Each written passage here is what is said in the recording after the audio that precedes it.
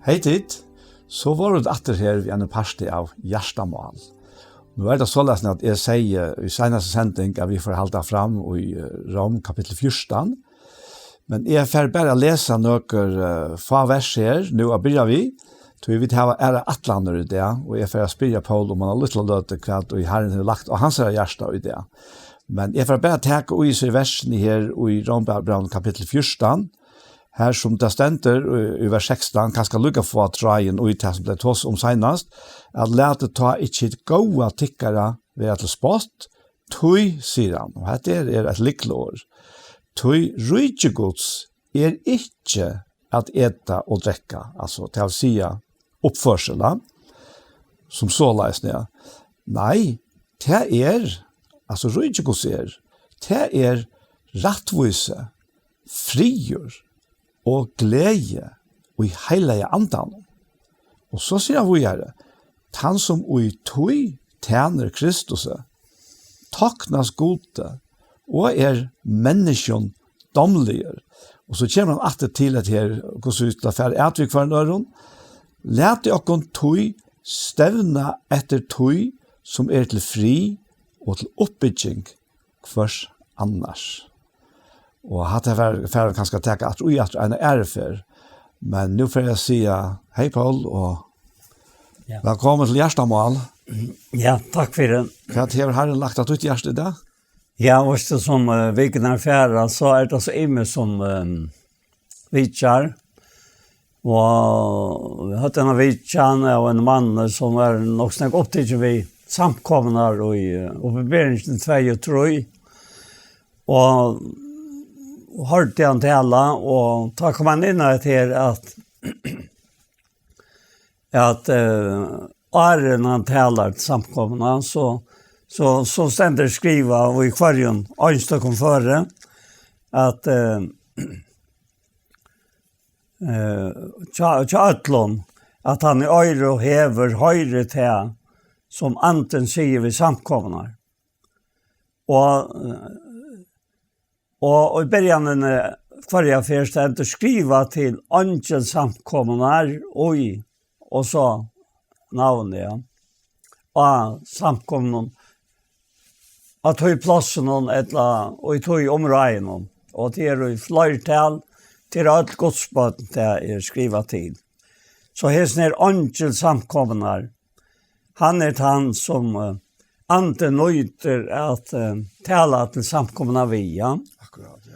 Og her skjei samkommer, at det skjei stå, her samkomna å finne ta, og i Lutlasien. Og han sier lykka i atlar, 8 vitas høynastå. Da han skriver til samkomna og i Laodikea, eller samkomnar og i Laodikea. Så nevnte han dette her, og han heier da, og i Bibelen kjalls her, hebraiskon eller griskon var ikke akkurat, at her stod det ørvelse. Her stod det at det var skrivet til angel samkomnar ur.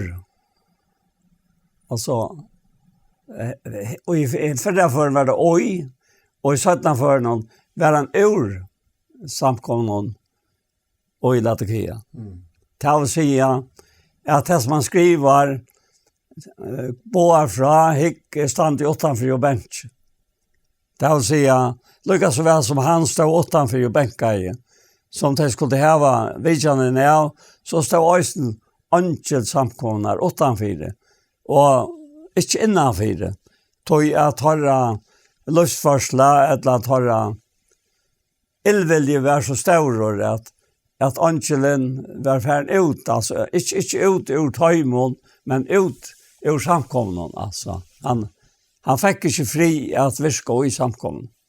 Og det taler jeg som et eller størst til måten, akkurat det her som han sier, og fikk meg huksa om hvor så godt det at vi i godt samkommen.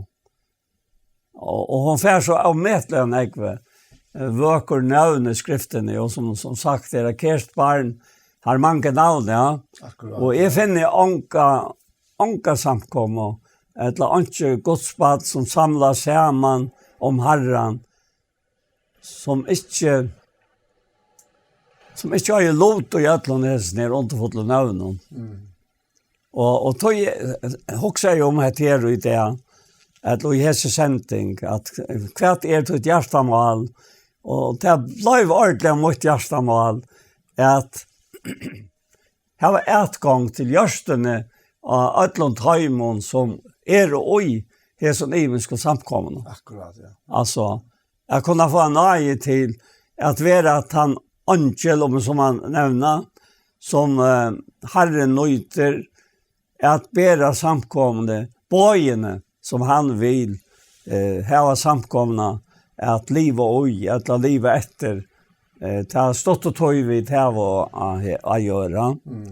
Og hatta greip med om et eller annet. Og tøy det nevnighet her, a byrja vi. Hekke stande for doren og bensje høyrer ankorat moina og leter opp dittnar skal jeg fære inn til hansara og halta kvaldmalt vi hånd og han vil med. Det vil si at samkomman og i tøyene og i hetta å skriva, det kom så lengt borster fra at Herren stod åttanfyr. Ja, og tøy hei æren av tøy båskapet som angelen bær tøymon. Ikke æren, altså. Det rakk ikke. Tøy han stod åttanfyr, ja. Akkurat. Og så spurte jeg meg, hentet spørsmål ikke, men jeg hørte dette mannen tale om meg til her. Herre, hvordan er vi mer? Og til ønsken som kan gjøre mer vittnesbord, sanna vittnesbord, utan de som liv i midten. Ja. Og hvis Herren ikke gjør mer vittnesbord, så kunne de helt ikke gjøre mer enn gå om vittnesbord. Om mitt liv og mine tjenest og så framveg. Nå nevner det mot, men det tog at det liv mot ikke langt mot egna. Det i Kristus, ja. Og til anten som mot liv. Så vi ikke langt i halten, noen vi i antan. Akkurat, ja. Ja, det er det som også om. Og det også samband med Rombrevet, tror jeg. Og i Rombrevet og Skjei, da suttja vi egentlig klara mynd av hvordan det fyrihelse vi okkara halte, og vi andan om. Han sier i vers 2 og i kapittel 6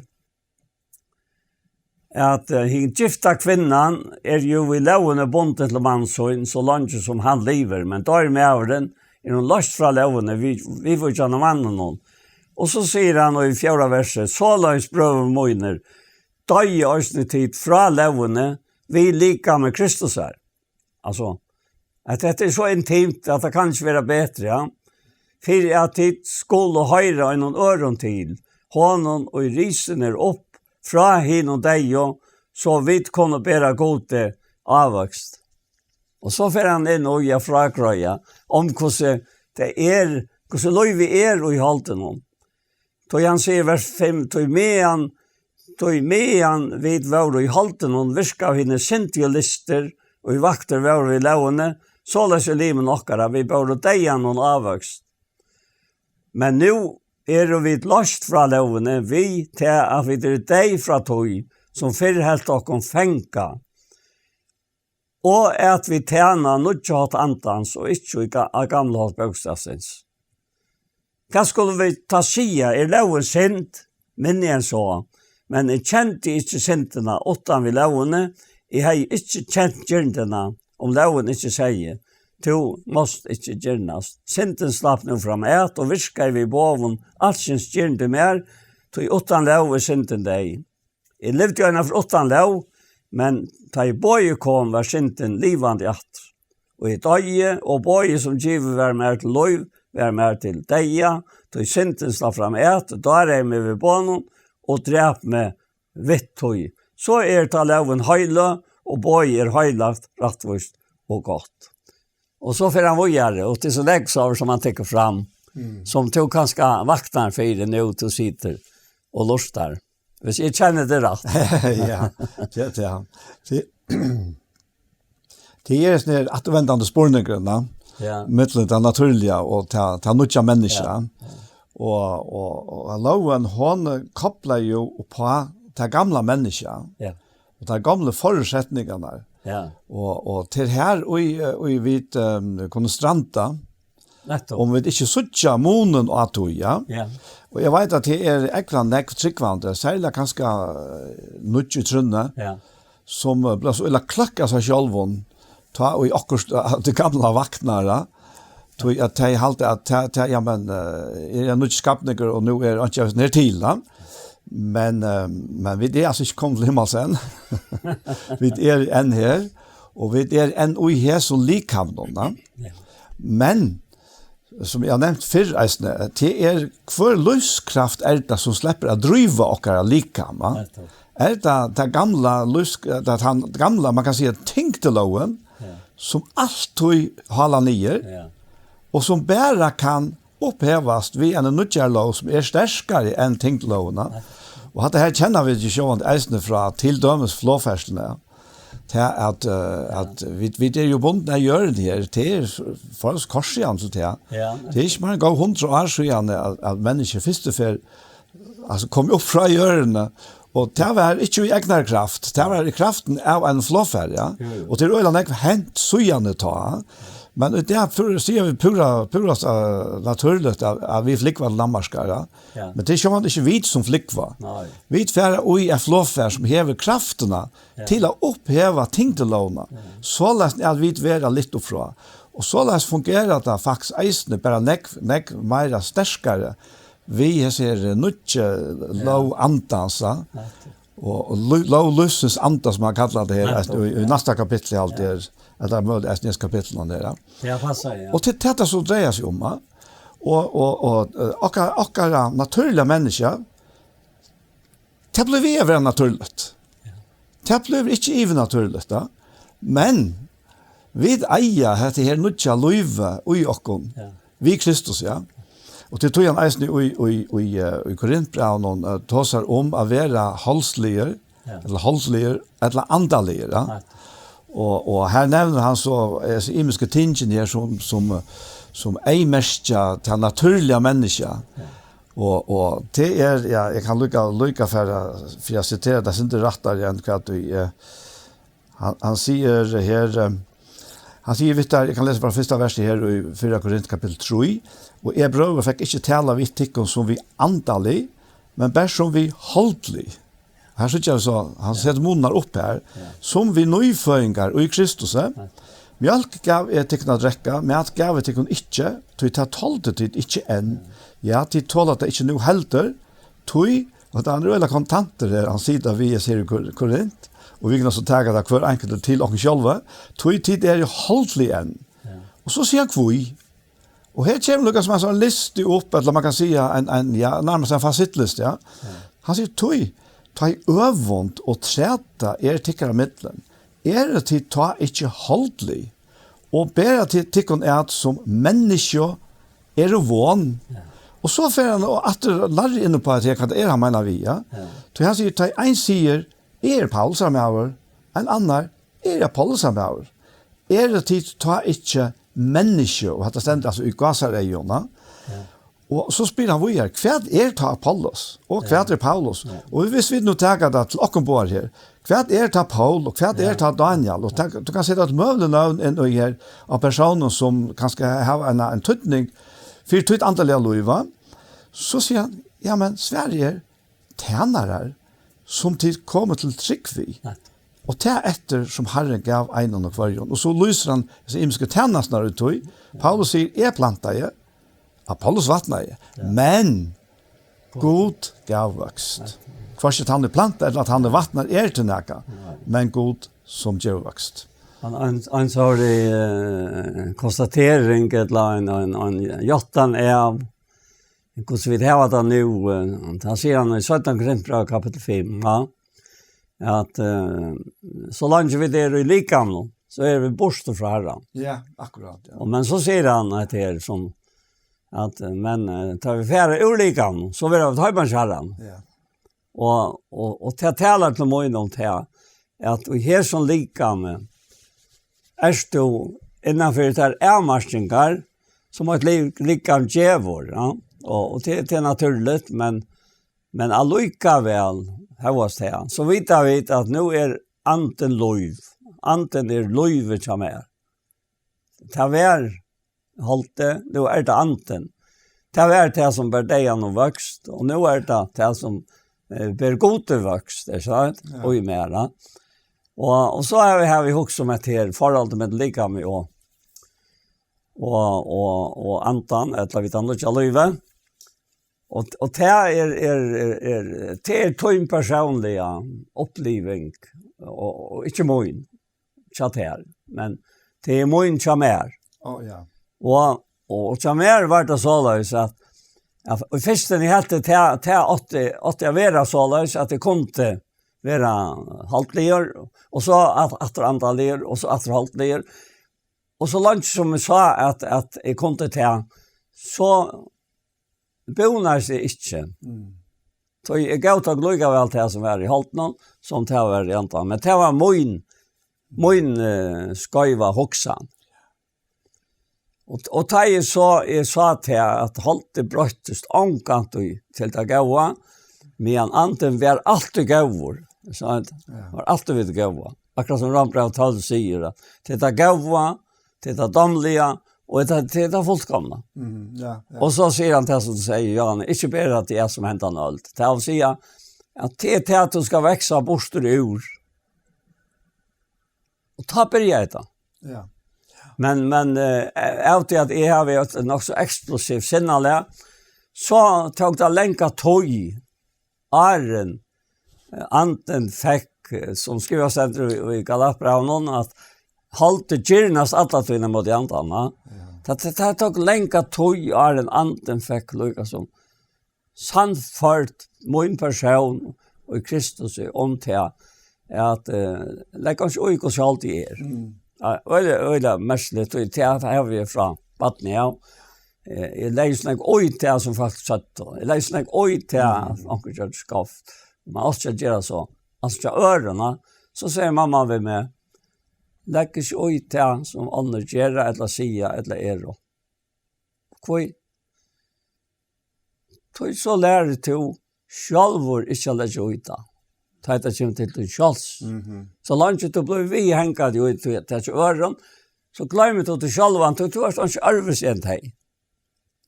Og det gav jeg trin bort øvresen her. Og trinene ble flere og flere oppgjøren løyve. Og en av skjeve med nå var til Gjerafer og i Sore, mannadein, ja. Og han sier vi med at vi sa til her til Erve, og han Toftamauer, jeg Toftamauer, han gifter her Sore. Han sier, jeg tror alltid lukt som jeg mamma til henne, sier han. Men nå så ikke til at det løytes pappa til henne. Og så løyser han pappa min. Så sier vi han, jeg lukter ikke pappa min. Men jeg lukter som mamma min, jeg. Så hun var akkurat som jeg. Men det var hun som hjelpte meg bort ur troppløkene, så hun har jo samme troppløk. Akkurat, ja. Pappa har jo ikke hatt andre troppløkene. Men nå løytes det pappa min, og det kom mamma øsne. Det var 8.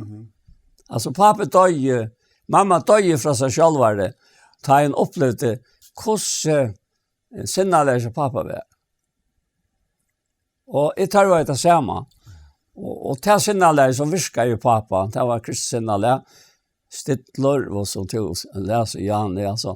Så gav vi avvoksne, det var alltid kjennelig, øsne ta i det, stående jeg var.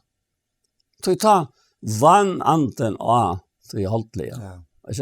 Og det så vekkert, så det som ikke koster, det alt av vidt vekkert, men det koster meg, så ikke mennesker at det noe vekkert kommer i den personen, så han brøtter, han ikke som han er. Og ikke en som kommer til trygg av Jesus som 1 år gammel, så vet vi, det kan bli en lenk, en lang gang, jeg ganger seg noe til, akkurat som han for å si, Søren Kirkegaard, at han har jo suttet stod vi, han ble ikke bare 42 år gammel, alltid, hvis jeg minnes rett. Og tar han just så meknar vers, som kanskje angen gjørst undan honom, bäge antaliga och naturliga. Och han säger till er att det inte så ringer tanke att du kan gänga ifrån. Ja, akkurat. Ja. Är sant? Och det heller inte så gåa tanke att du kan gänga det fram åa. Ja? Så tankgången säger vi han hämta mannen. Över moin. Och jag kan gott se i det att okej, det hittar inte väck. Och det är ångat det väck. Men det är så inte fått uppleva att det täper. Så det är alltid behärligt att täpa. Men det är otroliga behärligt att uppleva att hålla det täper. Det är inte utdöj och det är inte mer. Och det är väl alltid stjäla det bästa ur min och liv, ja. Och han tar tillgången så avmätliga vökor. Han säger här i Rambran och tjej som inte läser Janne. Och nu läser jag att det levde i en av 8 lov, men bøye kom var sin til livande atter. Og i døye, og bøye som giver til lov var med deg. Og så sier han for, tog sinten slapp fram et, da er jeg med ved bovenen og drep meg vidt tog. Så ta loven heile og bøye heilagt, rettvist og godt. Ta det som godt våre med til deg. Men jeg sa, nei, det var sinten. For at hon skulle vise seg som sint, vite at hon vi tog som godt valgte med dejan. Så la skulle sinten vi bånen være ute av leie sinti. Vi vet jo at loven antallig, men halvbåren selter under sintena. Er sant? Ja. Og det det samme som deja. Det ikke livet ditt i dejan. Nej. Så lär jag se det så. Så som man säger om att de fick han fri till han döje. Men det passar inte. Friden är ju tog tid och dorst att lika om döje. Friden tog jag Kristus döje. Så Kristi lika om döje för med och för te. Och det tantejen som god räknar vi. Tog tar vi så flit har en som tryck var Jesus olika om så för det olika om. Och ante för har vi också till han som har gett allt. Ante är ju panteren uppa. Ja. Oknena. Jag sitter hux om här Paul ta och nämnes tinchniera. Ja. Att det här som första kapitel i Korintbrevet ändar vi. Ja. Här som han säger här att det är här han säger vers 3 här. Men av honom det tid och i Kristi Jesus som våren och visdom från Gode, rättvisa, heilagjering och enterlösning. Ja. Och också om jag ser trinen i här, ja. Det första och det sista, det något som händer eller knappligt. Ja.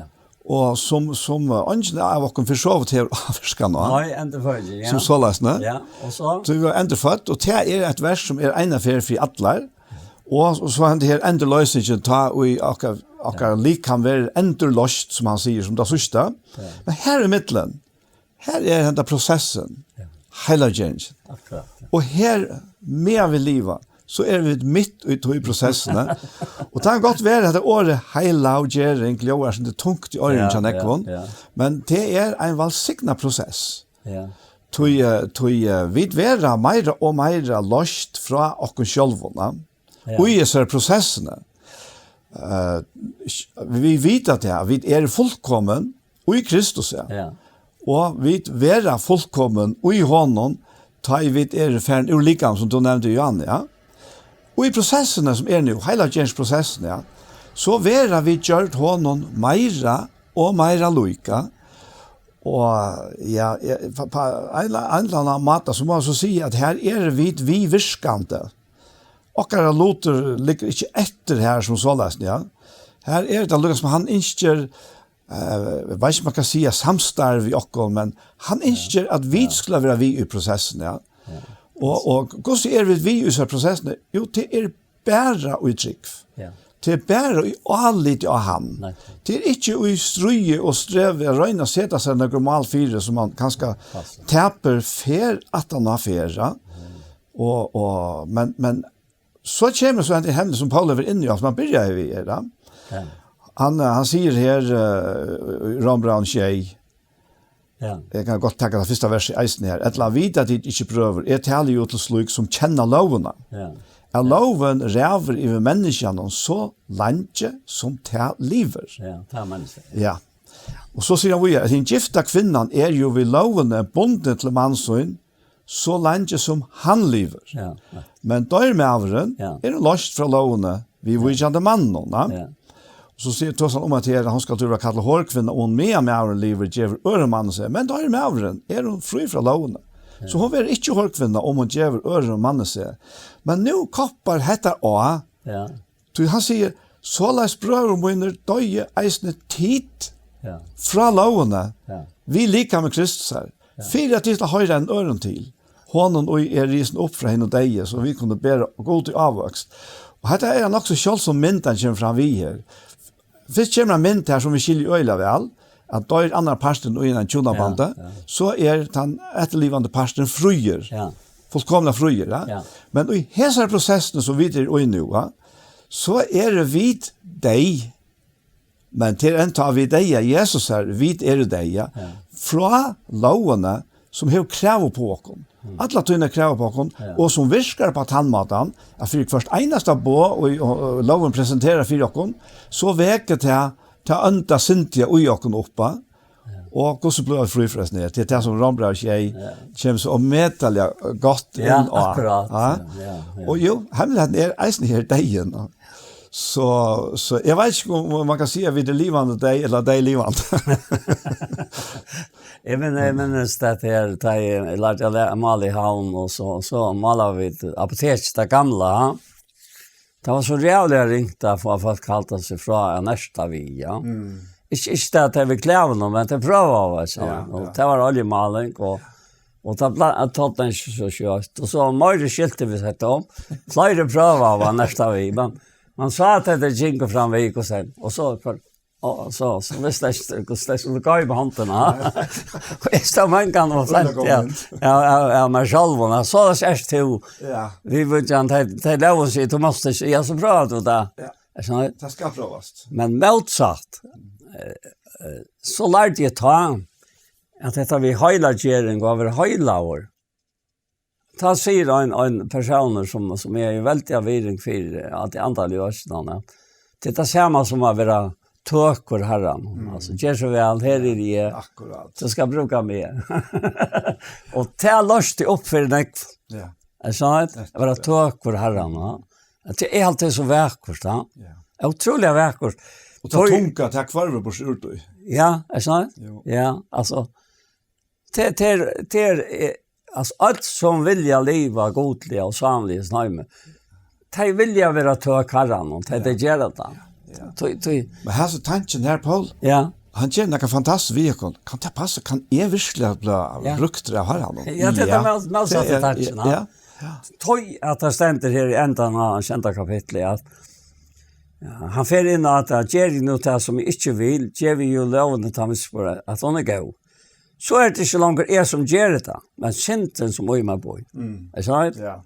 Så han skiljer i mitten syndna som oj och kom boy och tog i vite mer i halte någon boy inte gott. Vill han have ju, men att göra det gå är inte ment. Alltså är inte ment att göra det gå. I minst en mer säger med att det var så gåvor. Är akkurat lika gåvor som du. Nej, han var inte gåvor. Det ständer i Bibeln att inte gott på det mer. Jag säger, det passar inte. Det ständer inte i Bibeln, säger jag. Det ständer inte i Bibeln. Hukt upp på mig, så säger det vi han. Rombrevet tjej och han säger, tog i vajt att du mer, tankastriga, och i halte mojden. På det inte gott.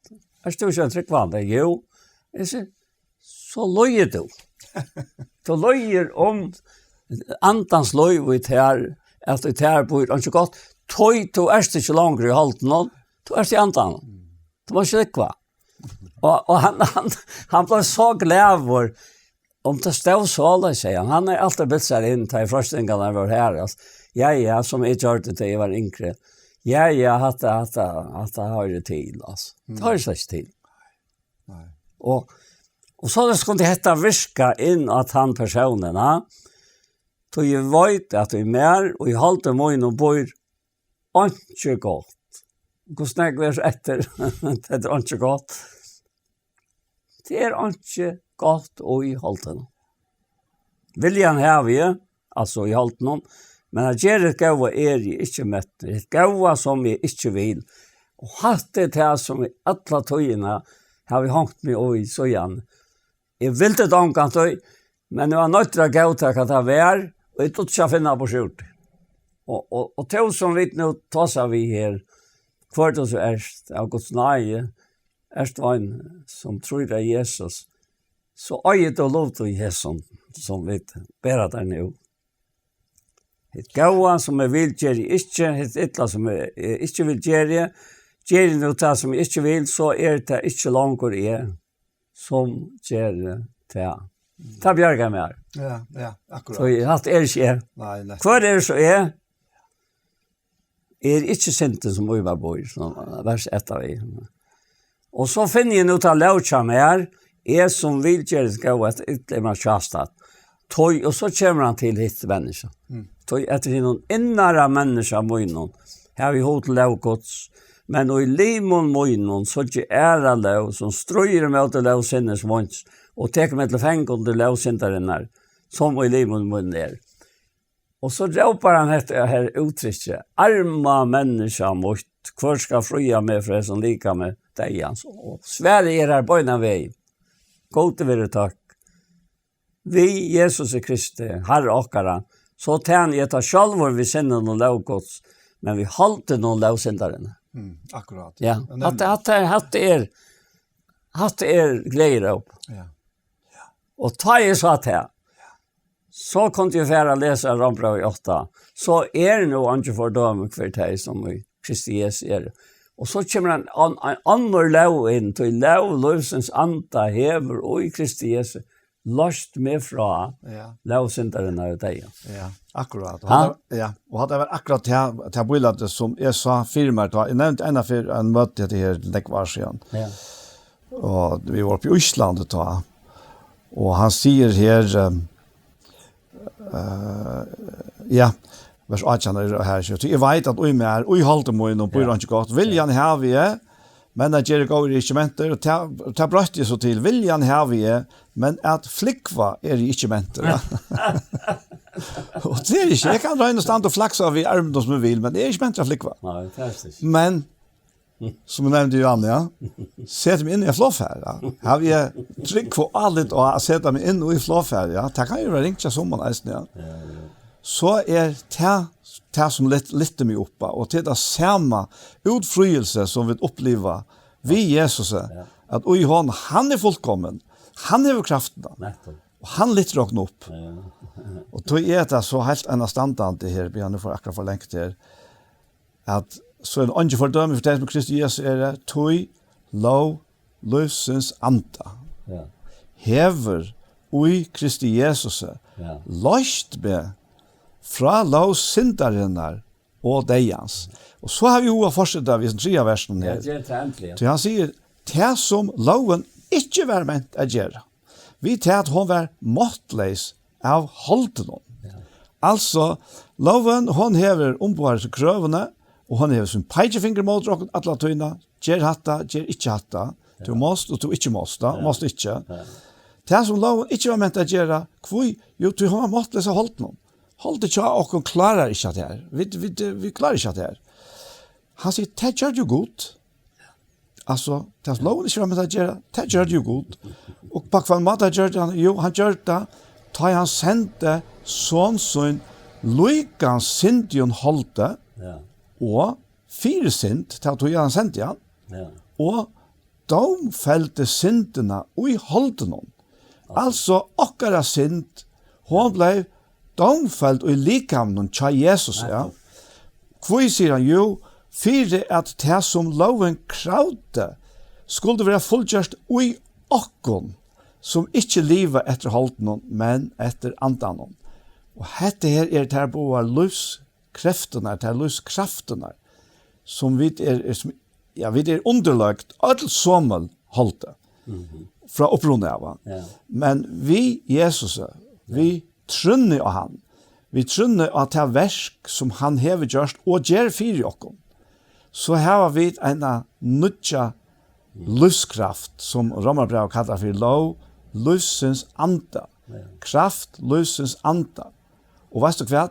Det er givet til alle mennesker. Alle mennesker eier lot og ges ned. God gjør ikke mannamon, ta videre, vi tar sig på ibland nok næsene. Og tog er det så løsende at for eneste ein som setter sitt allit av Herren Jesus Kristus, hever dette liv i seg. Nettopp. Herligt da. Herligt da, ja. Og det som sa nå er så glad for det til hvordan Romarbrev 8 for inn og i til hvordan andre mørker og i liv i okkara. Og det er en oppleving som er oppeskrivelig. Altså. Det er så som til at omtale antan av mann og male som er så fatagt, så er øyelig tors først. Han tåsar om det som hever vi, han høyma gjerra, som vi stevner mot det. Ja. Og at teka tannhøymen, inn i hentan høymen, er omøvlet åttan antagods. Det er omøvlet. Og nå sitter vi til hver vi sønner like med, og vi sitter her ikke som borgere her, men som borgere i himmelen. Vi sitter her som Guds antallige folk av Falton. Vi sitter her under en halvt øren levån av livet etter enn den vanlige levån som vi også skulle videre og akta, ikke til, i samband med akkurat lov her. Men i vereløkene er hinner levåner så er metallige nekv. Jeg tror ikke jeg sier røgnere, det er slett ikke dolka her, i nøkron. Ja, akkurat. Så gav som lever der i en land og tar jo være livet ut, så er vi jo lovlig, og ber åkne rett det. Men og her så lov, her er det en person som er livande, og det er han som lever ui like av noe nå. Ja? Akkurat. Og ta forklaringen som han hever her, og tar han sier til, og jeg får ikke inn i det som alltid er og gjør mer, men til noen av verser i Romarbrev 8. Tau tid er og ikke uihalt noen menn i antanen, så satt som ante Guds bøyr og i tikkon, og tanne ikke hever anta Kristus har hun ikke til. Er nå Kristus og i tikkon, så er vi vårt lika med det. Det er ikke sinten. Han tar som det gamle lika med, det er hans lika som var krossfest ved Kristus, ja. Men anten er lov. Det er ikke rettvis. Både nå ante hans som røste opp Jesus fra en deg og uttikken, så skal han som røste opp Kristus fra en og deg og gjøre øsene deilige likantikkere livande vi antas øyne, som uttikken bøyl. Og så slutter han av at vi holdt. Så standa vi ta brøver ikke i skuld til halte, så vi skulle liva etter halten noen, til livet vi etter halten noen, skulle vi dødja, men om vi antar noen deg gjør likamsins, skulle vi liva. Ja. Og nå mener han livet her. Han livet opprøsner livet jeg gjør. Sånn det. At det er helt en standard. Ja, det er fantastisk at det er verset, at det er et eller annet verset her. Ja. Det her er virkelig et landamal. Ja. Han sier at bor nå ante hansara som reiste opp Jesus fra henne og deg i uttikko. Ja. Så skal han, som reiste opp Kristus fra henne og deg, gjøre eisne deilige likamtikkere livande vi andre søgner som uttikkum bor. Ja. Og nå tåser han ikke om det dårlige likam som ena for kommer. Nei. Nå tåser han om dette likam. Dette likam som er deilig, altså bare på en annen måte, for først jo vi er noen, og vi tøyene, men det er ikke bare det han mener vi her, det er faktisk slett det han mener vi her. Ja. Han vil ha søgt at i ljøsen, at alle tøy som vi har sagt åren, at etter holdt noen, og så er vi deg, i for gode, men eisen deg og sint og mistje, vi kunne ikke anna enn sinta, for jeg sier det på den måten, men i øtles ned, som han har forklaret oss ned i Jøknen, bei kjente kapittel, og nå 8. kapittel, så hendte det at ande Guds. Ande hins levande Guds. Ande Kristus er. Ande som han gav fären i händer. Ta i han gav upp andan av krossen. Och som fären gav honom och kvart som det är att geva okkon. Hesen anden är så en livskraft att hon fär okkara likan till att bruka till att göra hansara gåvoverska. Och det är ju så bara så fantastiskt. Det att alltså hetja vid bära stära kom blind på och själva som människor och det som människa kan och häver. Ja men så må vi bara sorg rysta på att du säger nej är ju inte alltså det är då inte. Passar men Jesus Kristus han döje av krossen för att bära allt det här borster från okkar hålta. Och geva oss sin anta i stegen fyra. Och det fungerar nu. Och det är en väldig kraft. Detta här är Guds kraft till frälse för kvant han som ser sitt allit och att det. Som gör det till sitt allit. Som tror av han. Så einfalt. Det får inte vara einfaltare. Det är nog stottligt här man bara läser bråten. Stottligt alltså inntil det er ikke stottligt inntil du oppdager at fragrøringen til kvøy anden er så soverener som han er. Jeg vil si les at her som kommer 17 i Rombraun 8 at anden sjalvor bygger for åkken i soffen ikke kunne sies og så han som rannsæker gjørst nu veit for tro han andre ser det vil jeg gå spyr han for de høyler. Han tar som tassmann og i åkken alt er bygger for i åkken og han øyter goden høylig anden og så tar seg han om god sonen Kristus som er i dårtene. Og han som rannsæker gjørstene, sier han. Ja. Han vet hvor tråden andan sier. Ja. Og hvor det vilja Guds ber han fire til den høyde. Og æren er sett med en øyhet til som nå kommer og i Rombraun 8. Så blir det aldri som har svøyman til oss til høyde. At jeg bjør ikke også om det. Men her som pastoren, som vi nu er i æren vidt enda her, vi tog verset antans. Ja. Lette meg inn og jeg vera og i øynløk antans. Akkurat. Og i bante friarens. Og lette meg en langkår som vi leser i Efterbrand 6, at han tar seg om å være sterske herren, og kraftveldesansere, færre herklæene, og så nevner han herklæene, og han ender vil jeg si her, biante og i andan. Biante. Ikke bare bia, men biante, støvått. Så nå er det herklæene, her, nå er det stersk i herren, altså ikke utenfor sjølven. Nå er det biante i andan. Altså han konstaterer det bare. Og for i øtlån mennesker, biante for i øtlån innen høylo, for i øtlån. Og så sier han, Øysten for mer vi, som mer kunne være given år, ta i lete opp munnen. Altså, anten er alt og i nødtøy. Alle stedene og alt og. Ta åpner seg næka som stets framan undan hei. Vi må jo noen avmarska i fætene evne, atla til atla mer. Og anten tog iver og sier, så lars erta bæra vidt her. Og her hente næka og mer som anten, til anten er mot loiva. Han sier, så lars er jeg, så lars er to. Du videre åt. Og ta i Paulus og sier at her, for mer vi er med, mer skulle være given år, ta i lete opp munnen, så er vi derve kan kunngjøre landramal evangeliums, for hver skuld sendte på lunsjen, og så legger han etter at jeg skal tale om det som jeg øye tale.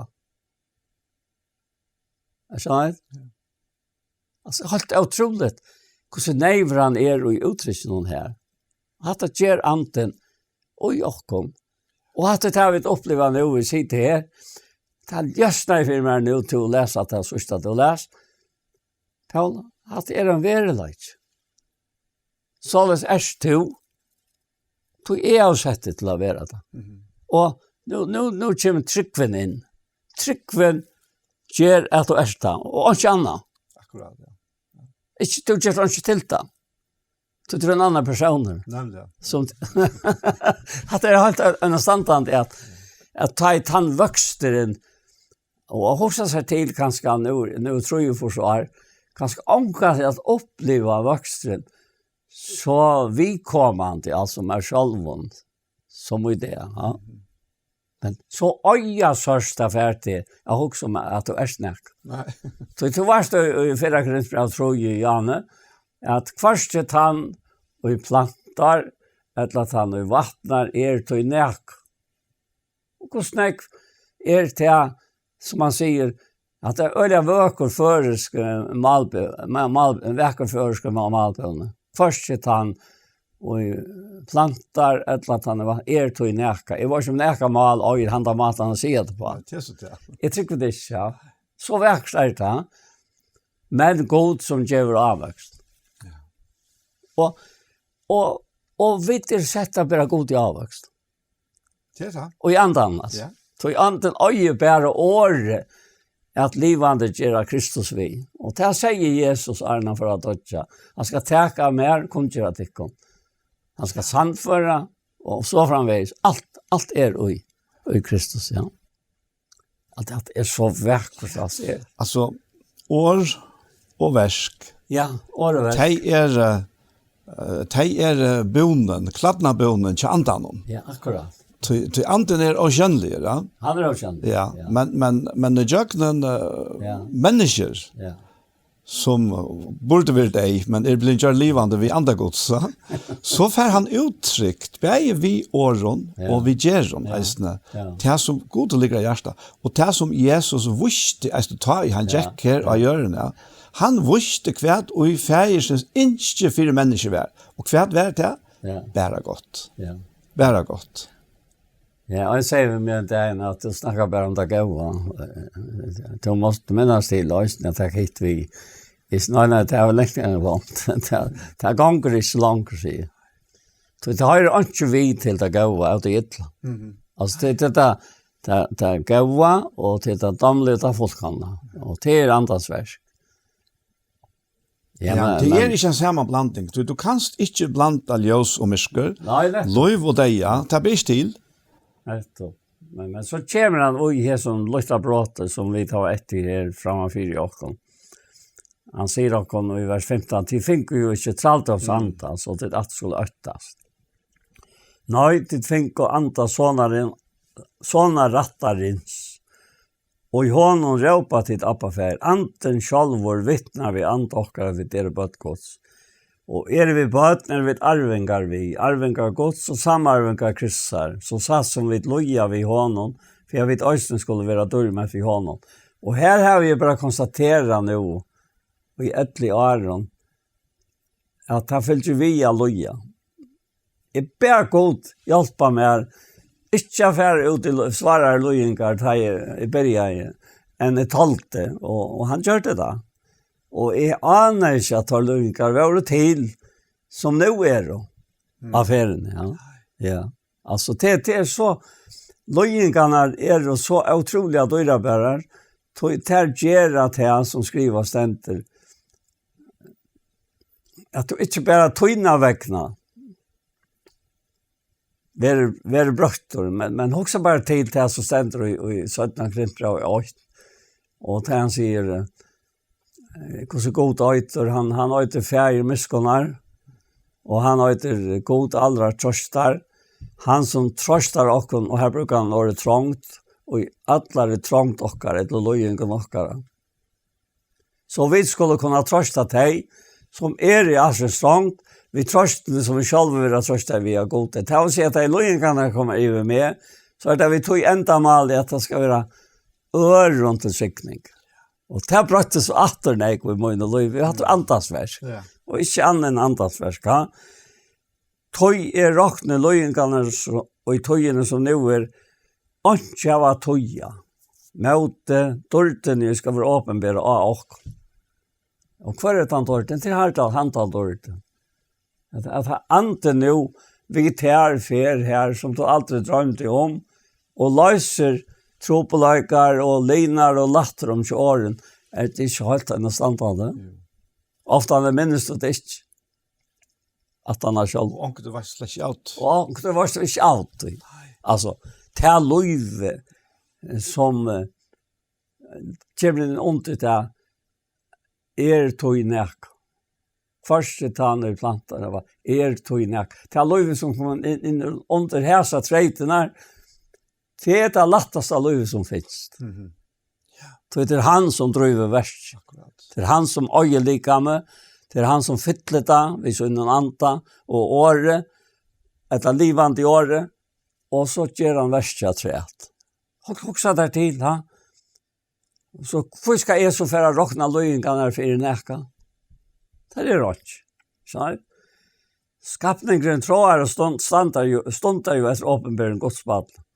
Och nu kommer han in och allt det som ständer för framan. Ja. Skapningen var ju lagt runt och farfångt, inte vi vilja så innan, men för hans raskott så lägger han under henne. Och i vävn om han skapningen, vi ska vara löster och salta om för kanske löjkans till dörtar fra sig godsbad. Och så tar sig han om skapningen. Och så för han att ta som akkon. Det är inte bara skapningen som löjer, men ösne vit, själv som har fromgrøver antans, ösne vit, soffar vi också själva. Och stund efter såna rattnon, enterlösning, likans okkar, att du nämnt. Ja, akkurat. Nu kan du läsa rest. Ja. Jag tänkte lycka till och det här året här, att tid fick ju inte traldoms anta. Nej. Så det åter skulle öttast. Ja. Nej, det fick anta såna rattarens. La badna rattarens. Ja. Och i honom ropar vid Abba fäger.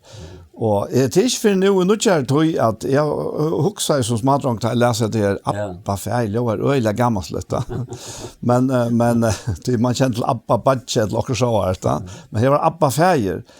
Men året Abba, det är bäst för omsätt vid till förrest. Ja. Det är Babba. Ja, okej. Ja.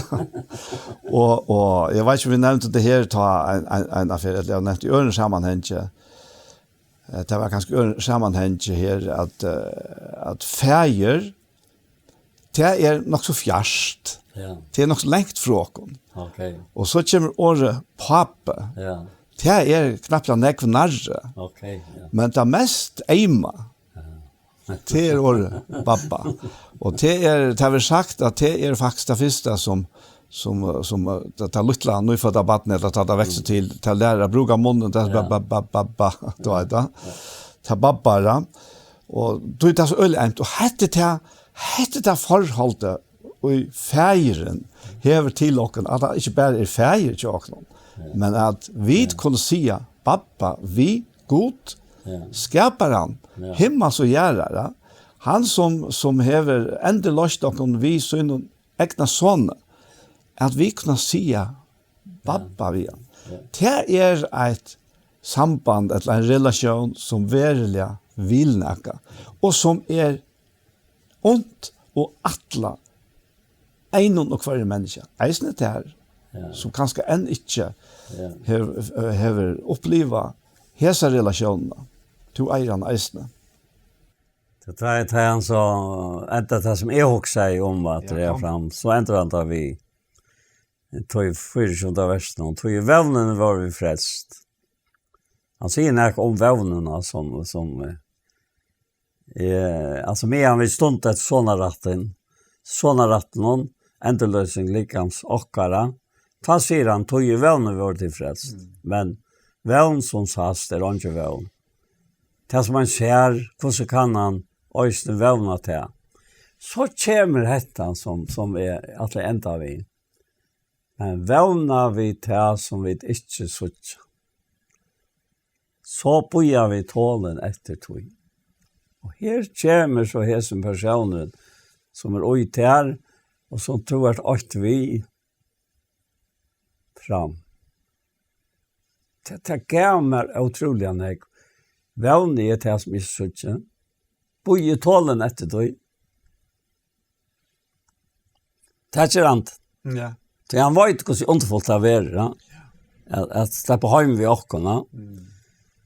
så kommer oss til anten, veiklag akkurat til hjelp. Altså, dette blir helt nytt i oss. Du fokuserer sånn jeg går på at du åtte ikke vånen, at du heier ikke så på plass som åtte jeg være. Ja, men tannvånen, det er ikke det vi. Jeg mener vi det som det ikke sagt. Og du skal våne det som du ikke ser. Og du skal lete andre beskrive det her, hvordan underfullt det er, og det gjør han i verskene. Han gjør det vi til verskene gjør. Så kommer det til anten, veiklag akkurat at hjelper, her som veiklagen, ikke klare at få det på plass. Tøy vita ikke. Altså, hva det gjør det godt? Jeg vet ikke. Ja, men det er sitt det. Det var det ikke. Hvor skal du så halta det vita det? Hvor skal du få vita det Arne til en verløsje? Du tror du gjør ikke nok. Og så kommer vi gjøre hva vi skulle be om. Og ta lattna i, altså. Hadde det vita hvordan ta lattna i? Jeg vet ikke hva jeg skal be om. Mennesker skriver til meg daglig og be om for tøymon. Og jeg lærte i antan, vi må noen fingre, skriva en av bøen til deg av Facebook eller Messenger. Og ta skickningen i stedet av deg. Altså, jeg tror ikke å si fra deg. Det er personlig for jeg som person. Og det er ikke annet blant av på i. Jo, anten. Anten, ikke noe anten, ikke sant? Som så slipper inn og tar av lov. Og jeg tror ikke sånn at bønnen er nek og i seg selvånda, men til lov antan som er iverførst til en annan som hever andans lov. Ja. Jeg råkner i Paul at du har møttes ned atter. Hei, du bare vita gosse. Det som du sier eller skriver, leiter av andan hever hjelp da. Så sier han til som bie, og vi vet ikke hvert vi skulle bie om, som bie øyre være nøy. Anten sjølver bie for oss. Vi soffene ikke kunne sies, og han og rannsaker gjørsten vet hvert tråden andas er. Tøy etter vilja gods, bier han fire henne og vi vet at alt samverskar tar til gåa som elskar god, tar med røy etter røy hans er kallt, og så får han inn og jeg løysa. Hvordan vel det virker? Ja, de kunne lese selv resten av kapitlet, men det er så underfullt at vi ikke kan skilja oss fra kærlighet, Guds og Kristus i alt. Også der til? Ja, helt. Altså, det er så veldig størst. Ja. Jeg må bare si for meg at i mer bor jeg så ikke, altså langt så etter, at andre kommer og kjenner og eier til samme eisene. Jeg vet at det er det som hvert eneste menneske. Det er høves tørver nummer 1 til hver eneste ene menneske. Og ut fra hæson som han hever givet okken her, vi hele andan og nesten løyven som han hever givet okken, så alle løsens løsner finnes uges ned. Ja. Det finnes veldig uges ned. Og vi vet at det er nek som ikke hjelper mennesken, og det alt godt om det. Hette her er ikke bare høves tarve, men hette høves svære i eisen til okken. Ja. Så jeg halte vidt for at enda vi ned, Paul. Ja, takk. Ja, og... Skal du lære noe bønn? Ja, gå himmelske ferier. Vi takker til for så løtt. Vi takker til for Herre at det kvarste Daniel et lige som har funnet på et her, og helt ikke til at vi valgte å ta som hette det, og i stedet for hit. Men Herre, vi kjenner åkken at du var her og her, og vil alltid være det. Inntil du flytter åkken inn i dårdene, teker åkken vi tog inn i kraft inn her som vi tar i høymo. Og ta så avvaksar togjen av. Ta bare kvulten etter. Og gå til himmelen at dette skal bare avvakse hjørsten av tøymon, som høyre deg til å suttje da. Så i nøye tøyne gjør ditt verk. Vi gjør det ivet til tøyne, og takka for det. At vi tar mennesker her som takker mot dere så vel. Og som gjør seg så stor han avmøk for at sendingene kunne være barna fram. Og i samlig høyt som herskar slik om bådskap og god, og signa teg, og signa okkon, og ødlokkere kjær, og alt det som lort å eie, ødl, herre og god, ødl mennesker, har du skapt seg i skriften, og det byggvar rundt om av som knøtte, og i nøye søk til okken ødl, og det at man kommer å kjenne til som sin frelsere, og i Jesu navn, amen. Amen. Ja, tid. Hetta var så hjertemål for Hesefer. Og som det har sagt av oss, så sier en affær at dette her kan hese hjertemålspastene kunne suttjast av YouTube-kanalene Tja Iktus. Så jeg får bare si tusen takk for Hesefer.